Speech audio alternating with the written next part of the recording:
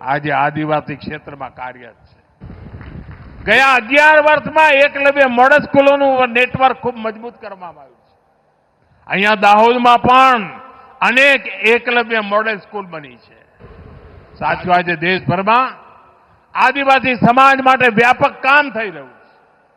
આઝાદ ભારતના ઇતિહાસમાં પહેલીવાર આદિવાસી ગામ વિકાસની બાબતમાં અનેક નવી સ્કીમો બનાવીને એના વિકાસને બળ આપવામાં આવી રહ્યું છે.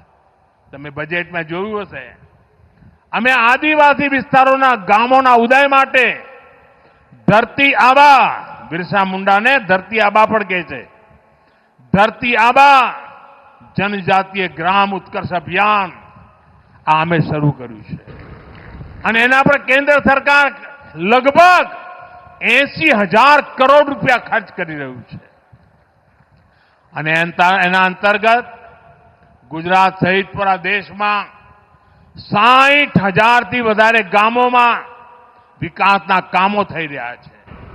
વીજળી હોય, પાણી હોય, સડક હોય, શાળા હોય, અસ્પતાલ હોય, જેમ મહત્વની સુવિધાઓ જોઈએ એ આધુનિકમાં આધુનિક હોય એના માટે કામ ચાલી રહ્યું છે. મારા આદિવાસી ભાઈ બહેનો, એમના માટે પાકા ઘર આજે આખા દેશમાં બની રહ્યા છે. સાથીઓ, જેને કોઈ ન પૂછે ને એને મોદી પૂજે છે.